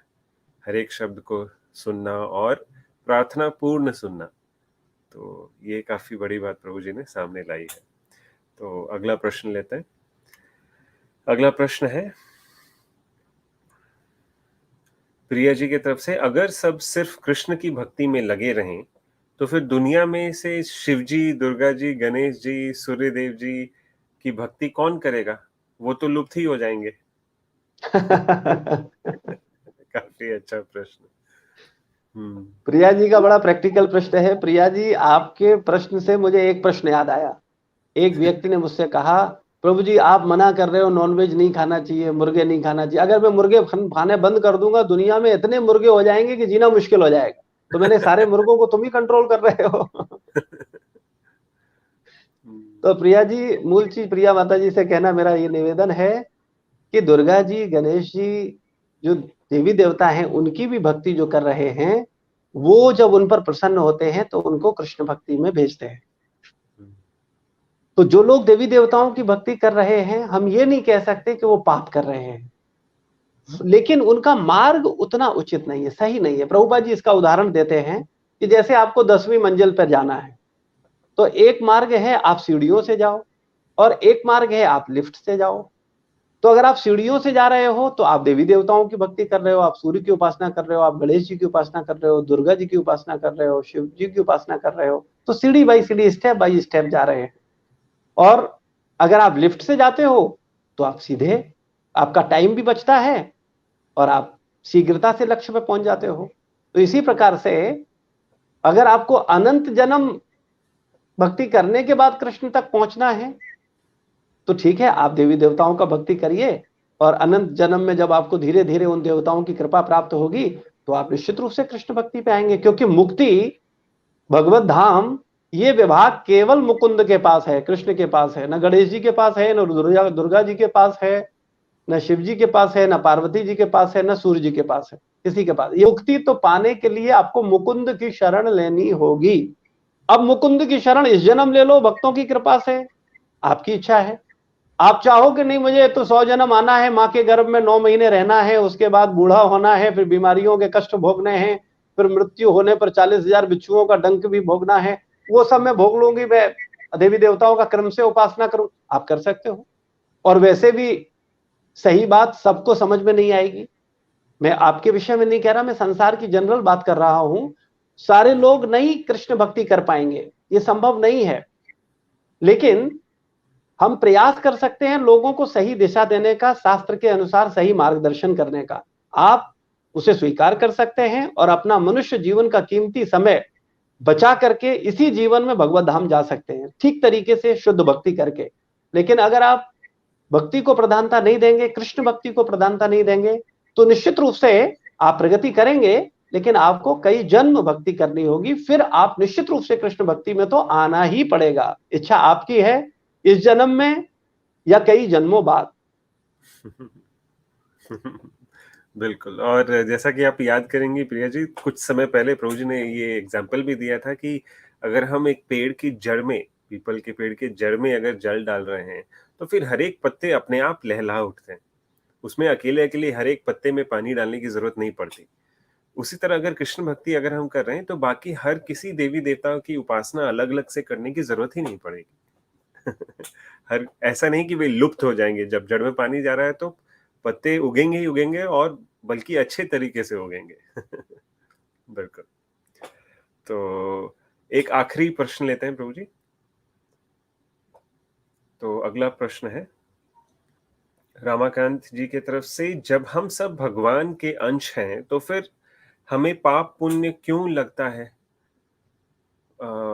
महत्वपूर्ण है प्रभु जी, मुझे आप मार्गदर्शन करिए।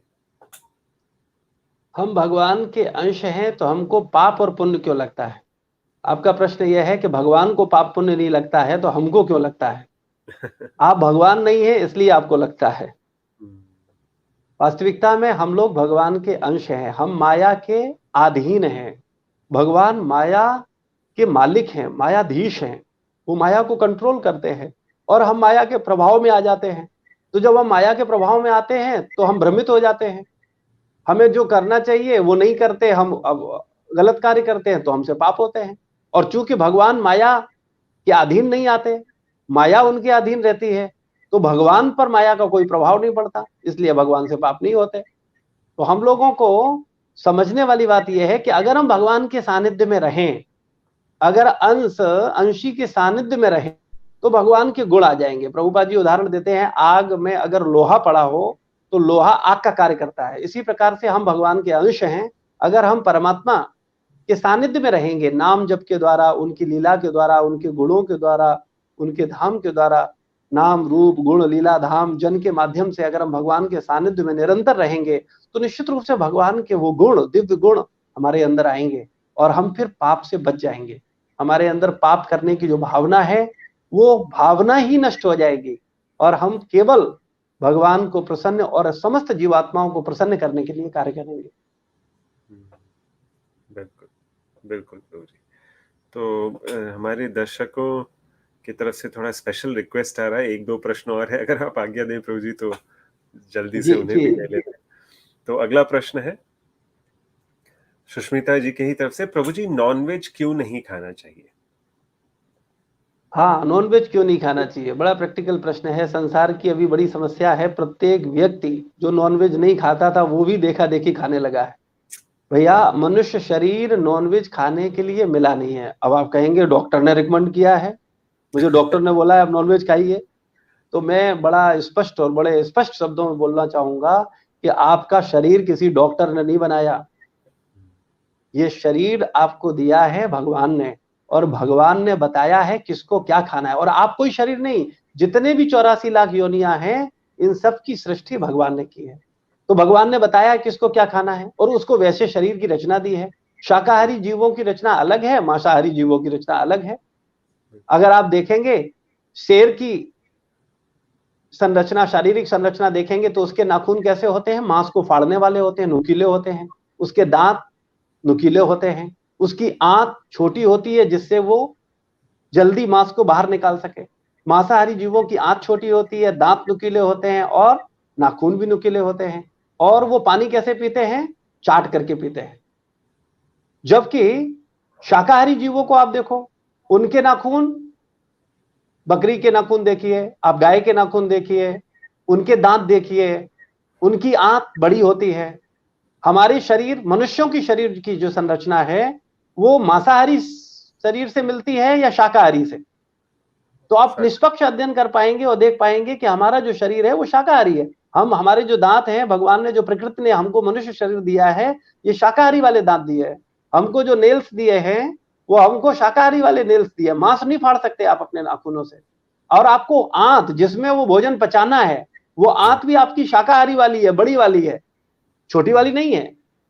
तो इससे हम समझ सकते हैं कि भगवान ने ये मनुष्य शरीर दिया है मांस खाने के लिए नहीं, शाकाहारी भोजन लेने के लिए। लेकिन वर्तमान समय में लोग शास्त्रों को पढ़ नहीं रहे हैं, और आजकल के तथाकथित डॉक्टर भी लोगों को रिकमेंड कर रहे हैं तुम अंडा खाओ, संडे हो या मंडे रोज खाओ अंडे, फिर पढ़ेंगे तुम्हारे यमराज के डंडे। वो आगे वाला सेंटेंस नहीं बोलते हैं। तो हम लोगों को थोड़ा सावधान रहना चाहिए, मांस नहीं खाना चाहिए। मांस खाने के लिए हमारा शरीर नहीं बना है।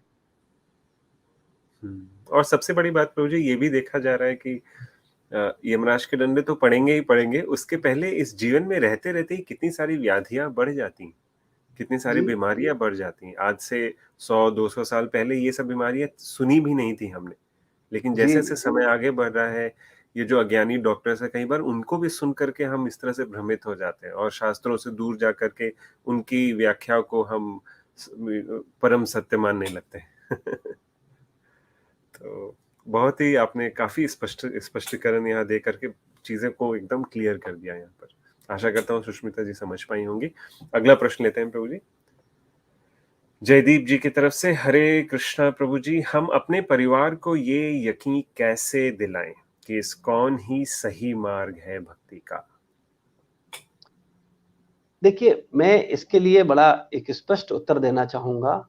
इस्कॉन ही केवल भक्ति का मार्ग नहीं है।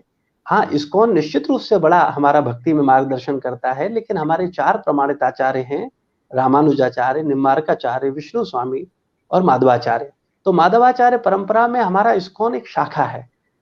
तो हम भगवान की सेवा करने का, मार्गदर्शन भक्तों को देने का प्रयास कर रहे हैं, सेवा कर रहे हैं। लेकिन हम केवल ये नहीं कह सकते कि नहीं, इस्कॉन ही केवल भक्ति सिखा सकता है या इस्कॉन ही केवल भक्ति दे रहा है, और कोई भक्ति नहीं सिखा सकता या और कोई ठीक नहीं है। ऐसा सोचना एक संकुचित विचार होगा। हाँ, ये निश्चित है कि इस्कॉन ने इसमें प्रभुपाद जी की कृपा से बहुत बड़ा योगदान दिया है, और लोगों को सिस्टमेटिक एजुकेशन देते हुए हम लोगों को भक्ति में आगे प्रगति कराने का प्रयास कर रहे हैं। तो आप अपने माता पिता को यकीन दिला सकते हैं इस्कॉन के बहुत सारे अच्छे भक्तों से मिलवा करके कि देखो वो सारे भक्त कैसे भक्ति कर रहे हैं, अपने पारिवारिक उत्तरदायित्वों को निभाते हुए भगवान की सेवा कर रहे हैं। तो हम भी कर सकते हैं। तो एक भक्त ही उदाहरण होते हैं जिनके जीवन को देख करके, और ढेरों उदाहरण है। इस्कॉन इस मामले में आदर्श प्रस्तुत करता है।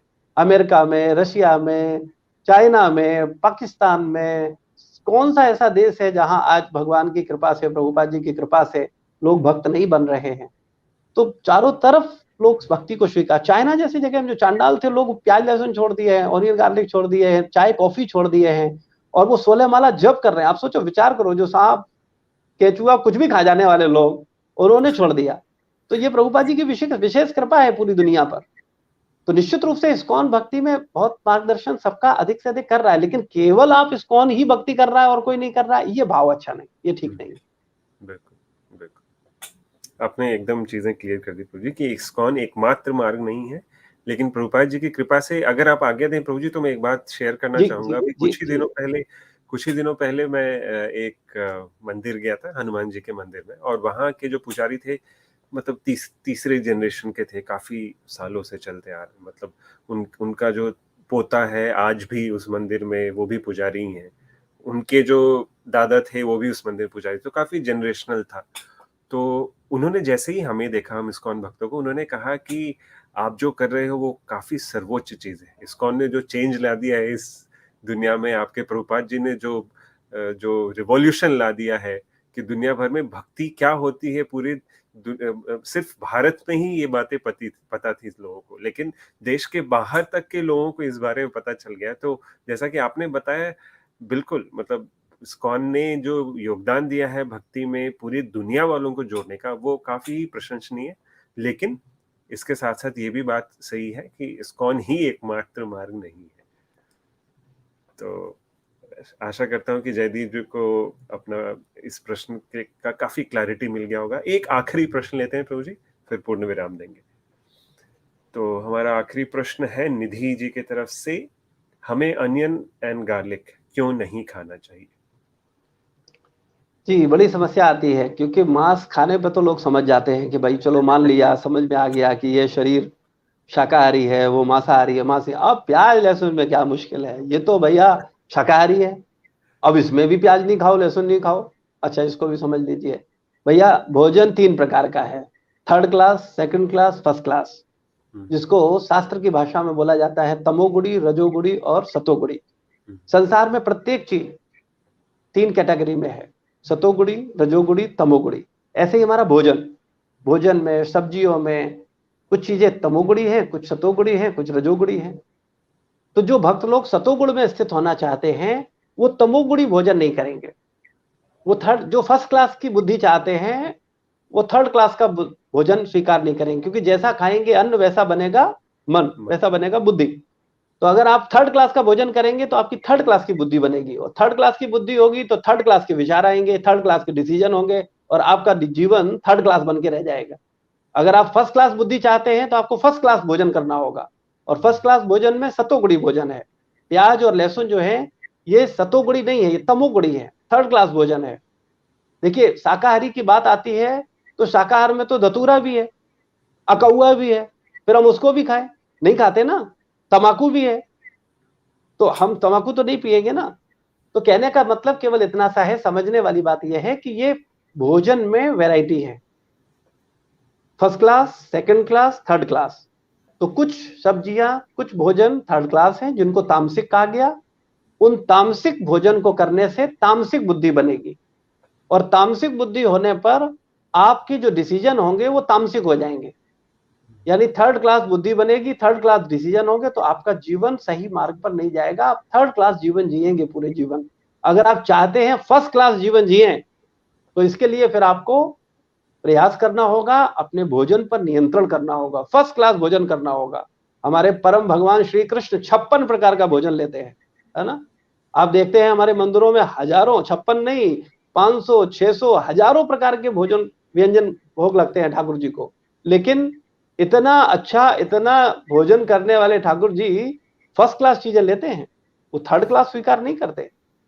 तो ठाकुर जी की सेवा में, भगवान की सेवा में प्याज और लहसुन का इस्तेमाल नहीं होता। और आपने भी अगर अपने घर में देखा होगा, कभी आपके घर में पूजन होगा या कथा रही होगी, कुछ आध्यात्मिक उत्सव रहा होगा, तो आपने देखा होगा आपके घर में भोजन जो बना होगा उसमें प्याज लहसुन नहीं डाला गया होगा। तो कारण क्या है? क्योंकि प्याज और लहसुन 3rd क्लास का भोजन है, ये भगवान नारायण की सेवा में इस्तेमाल नहीं होता। तो जो भोजन हमारे भगवान नहीं खा रहे हैं, जिनको भगवान को हम भोग नहीं लगा सकते, तो वो हम क्यों खाएंगे? हम भगवान को भोग लगा करके ही खाते, बिना भोग लगाए नहीं खाते। तो इसलिए हम लोगों को प्याज और लहसुन का सेवन नहीं करना चाहिए, और चाय और कॉफी का भी सेवन नहीं करना चाहिए, क्योंकि चाय और कॉफी का भी भोग नहीं लगता। कई बार बहुत सारे लोग व्हाट्सएप पे भेजते हैं, राधा कृष्ण का सुंदर सा विग्रह होता है और गरम गरम चाय होती है, उस पर नीचे लिखा होता है गुड मॉर्निंग। तो वो कहना चाहते हैं कि चाय का भोग लगा रहे हैं भगवान को, और बहुत सारे लोग तो हैं जो चाय और कॉफी का भोग लगाते हैं। तो मेरा निवेदन है, न तो चाय कॉफी का भोग लगता है और न भक्त लोग चाय कॉफी पीते हैं, न प्याज लहसुन खाते हैं और न प्याज लहसुन का भोग लगाते हैं। तो प्याज और लहसुन तामसिक है, इसलिए हमको इसका इस्तेमाल नहीं करना चाहिए। बहुत अच्छा प्रभु जी। तो हम आपके काफी आभारी हैं, आपने अपना बहुमूल्य समय निकाला अपने बिजी शेड्यूल से। तो अगर आप आज्ञा दें तो एक छोटा सा अनाउंसमेंट है सरल होम्स की तरफ से और हरे कृष्णा टीवी की तरफ से आपके लिए एक छोटी सी भेंट जो भी स्क्रीन पे दिखाएंगे। ये एक छोटा सा कुशन जिसमें श्री राधा, तो ये एक ऐसा कुशन है जो कि शायद डीटी कुशन है भक्तों के लिए। तो एक छोटी सी भेंट, आशा करते हैं आपको पसंद आएगी। और दर्शकों से आखिरी निवेदन कि आज के प्रश्नावली में, आज की इस एक मुलाकात में प्रभु जी के साथ में हमने काफी गहराइयों में इनके जीवन से बहुत कुछ चीजें सीखी हैं, और कैसे इनकी आस्था को देख करके हमें भी काफी इंस्पिरेशन, काफी हमारी भी आस्था काफी दुगनी चौगनी बढ़ी है कि हमें भी भक्ति में किस तरह से आगे बढ़ना चाहिए। तो मेरा एक आखिरी निवेदन अपने दर्शकों से भी है कि ऐसी रोमांचक कहानी किसी के जीवन में जब गुजरी है तो ये हमारा भी फर्ज, हमारा भी कर्तव्य बनता है कि इसे हम कई लोगों तक पहुंचाएं। तो आपसे आशा करूंगा कि जितने ज्यादा से ज्यादा लोगों को इन चीजों के बारे में बताएं, इस वीडियो को शेयर करें ताकि वे भी इस बारे में जान पाए। कई बेसिक चीजें प्रभु जी ने डिस्कशन की हैं और सिद्धांतिक रूप से डिस्कशन किया, बहुत बड़ी हाई फिलॉसफी वाली बातें नहीं की है। ये मुझे सबसे अच्छी बड़ी बात लगी प्रभु जी, मैं बताना चाहूंगा कि आपने जो आज चीजों को क्लियर किया है काफी ह्यूमन प्लेटफॉर्म पे ला करके क्लियर किया है, एक आत्मा के प्लेटफॉर्म पे ला करके। तो हम आपके सही में काफी आभारी हैं। मैं आपका आभारी हूँ, और आप हरे कृष्णा टीवी के सभी भक्तों का, सभी सेवा करने वाले सभी लोगों का, और विशेष रूप से आपके सभी दर्शकों का, जो कि हरे कृष्णा टीवी के माध्यम से अपने मानव जीवन को सफल बनाने का प्रयास कर रहे हैं। उनको एक सही मार्गदर्शन मिल रहा है, उनको जीवन में जो उनके डाउट्स हैं वो डाउट्स आप क्लियर कर रहे हैं, उनको भक्ति में सहायता कर रहे हैं। ये ही मानवता की असली सेवा है, और वो आप सब कर रहे हैं। आप और आपकी पूरी टीम को बहुत बहुत धन्यवाद, बहुत बहुत प्रणाम। आप यूं ही भगवान की सेवा करते रहें, मेरी शुभकामनाएं हैं राधा रमन बिहारी से कि आप सबको यूं ही सबकी भक्ति में सहयोग करते रहें, और इसी तरह से हम भगवान को प्रसन्न करते रहें, प्रभुपाद जी और गुरु परंपरा को प्रसन्न करते रहें। हरे कृष्णा। धन्यवाद प्रभु जी, धन्यवाद। दर्शकों, आपका भी बहुत बहुत धन्यवाद कि आपने अपना कीमती समय निकाला। बस मेरी वो आखिरी जो रिक्वेस्ट है उसे याद रखिए, इस चीज़ों को, ऐसी वीडियोस को, ऐसी इंटरेस्टिंग और इंस्पिरेशनल वीडियोस को कई लोगों तक पहुंचाइए। धन्यवाद।